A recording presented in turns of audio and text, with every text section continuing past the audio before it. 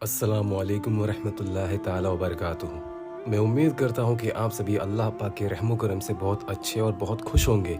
आज की ये वीडियो बहुत अहम और बहुत ख़ास है आजकल की ज़िंदगी के लिए।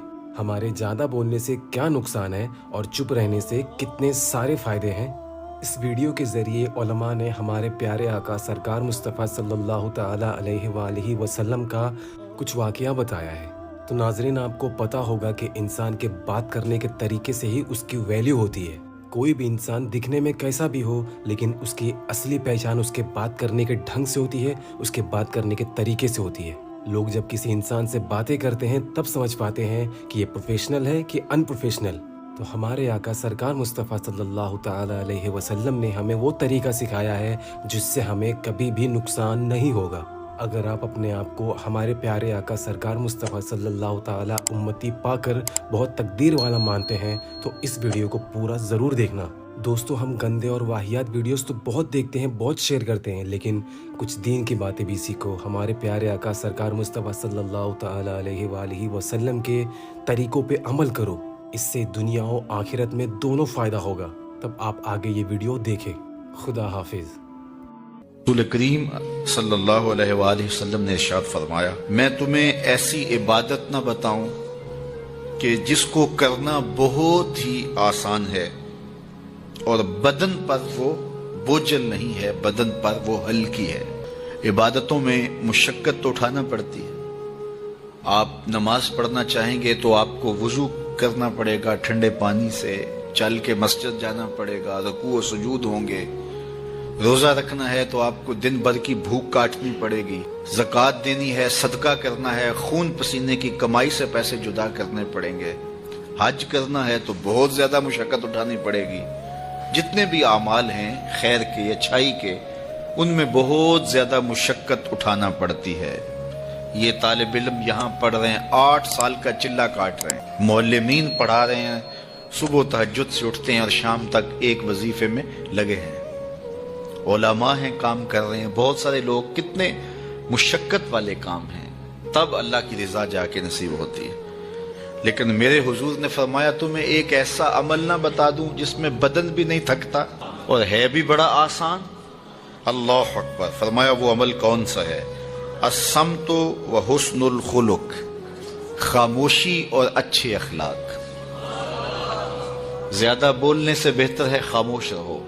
खामोशी में नजात भी है, सवाब भी है। ज्यादा बोलने वाला झूठ भी बोल लेता है, ज्यादा बोलने वाला गाली गुलोच और सब्बो शतम पर भी उतर आता है, ज्यादा बोलने वाला किसी की पगड़ी भी उछाल देता है, ज्यादा बोलने वाला गीबत भी कर लेता है, ज्यादा बोलने वाला ऐसा मजा कर लेता है जिससे किसी को तकलीफ पहुंचे।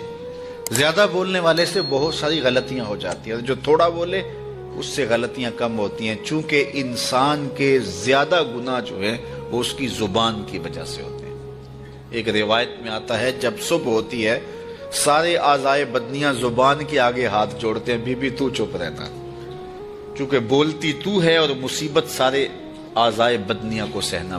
तो ये जुबान जो है इसकी वजह से ज्यादा गुनाह होते हैं, या जुबान की वजह से, या इंसान कि इस्मत का जौहर जब लुटता है तो फिर उसके पल्ले कुछ नहीं रहता। इसलिए मेरे हुजूर ने इरशाद फरमाया, जो तुम्हारी 2 टांगों के दरमियान और जो 2 जबड़ों के दरमियान जुबान, इन दोनों की मुझे तुम जमानत दे दो, मैं मोहम्मद तुम्हें जन्नत की जमानत दे देता हूं। तो फरमाया कि मैं तुम्हें ऐसा अमल ना बता दूं कि जो बहुत ही आसान है, और वो क्या है? अस्सम्त, खामोशी, व हुस्नुल खुल्क, और दूसरी बात अच्छे अखलाक, रवैयों की खूबसूरती। किसी से मिलो तो हंस के मिलो, किसी से बात करो तो लहजे में नरमी हो, किसी की इज्जत आबरू का ख्याल रखो, बड़े का एहतराम करो, छोटे पर शफकत करो, मखलूक खुदा पर रहम करो, अल्लाह की मखलूक पर शफकत से पेश आओ, रसूल करीम की उम्मत पर रहम करो। तो ये ऐसा अमल है जिस पर कोई मुल भी नहीं लगता, कीमत भी नहीं लगती, बदन भी नहीं थकता, लेकिन नामा आमाल नेकियों से भर जाता है। क़यामत के दिन नामा आमाल पर सबसे वजनी जो अमल होगा वो हुस्न खुल्क होगा। हुजूर ने फरमाया कि बेहूदगी और फुहश कलाम करना, ये सब कुछ जो है تو فرمایا یہ اسلام میں سے نہیں ہے، اور بہترین اسلام وہ ہے جس میں خلق اچھے ہوں۔ حضور نے ارشاد فرمایا کہ جو حسن خلق ہے یہ گناہوں کو اس طرح مٹا دیتا ہے جس طرح جو مصفہ پانی ہوتا ہے، اچھا پانی ہوتا ہے، وہ بدن سے میل کچیل اتار دیتا ہے، اور جو برے اخلاق ہیں وہ عمل کو اس طرح فاسد اور ضائع کر دیتے ہیں جس طرح شہد کے اندر سرکہ ڈال دیا جائے تو شہد صحیح نہیں رہتا۔ تو عمل اچھے ہیں لیکن بدخلقی ان اعمال کی بربادی کا سبب اور ذریعہ بن جاتی ہے۔ اللہ جل شانہ ہمیں معاملات کے اندر خوبصورتیاں نصیب فرمائے، رفق نرمی نصیب کرے، معاف کر دینے کی توفیق نصیب کرے۔ رزق کمانے کے جو مقاصد ہیں وہ بہت سارے ہو سکتے ہیں، لیکن شریعت میں کاروبار کرنے کے، رزق روزی کمانے کے بنیادی مقاصد 3 ہیں۔ پہلا مقصد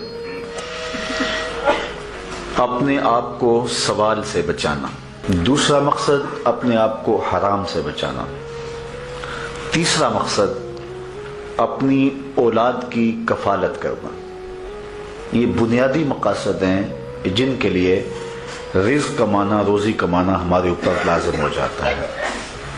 اور اگر آپ کاروبار کو وسعت دے رہے ہیں، ضرورت سے زیادہ کما رہے ہیں، تو اس کے لیے ایک چوتھی نیت آپ کو ساتھ کرنی ہوگی، اور وہ یہ کہ معاشرے کے کمزور لوگ، رشتہ داروں میں غریب لوگ، میرے ہمسائیگی کے اندر جو غریب لوگ ہیں، یتیما ہیں، مساکین ہیں، معاشرے کے وہ لوگ جو اپاہج ہیں، معذور ہیں، کمانے کی صلاحیت نہیں رکھتے، میں زیادہ مال کما کے ان کی کفالت بھی کر سکوں۔ ان 4 مقاصد کو ذہن میں رکھ کر کے جو رزق کمایا جائے گا وہ دنیا نہیں ہوگی، عین دین ہوگا۔ لیکن اگر ان 4 مقاصد کے علاوہ رزق کمانے کا کوئی 5واں مقصد بھی شامل ہو گیا تو وہ ان 4 مقاصد کو بھی دنیا بنا دے گا۔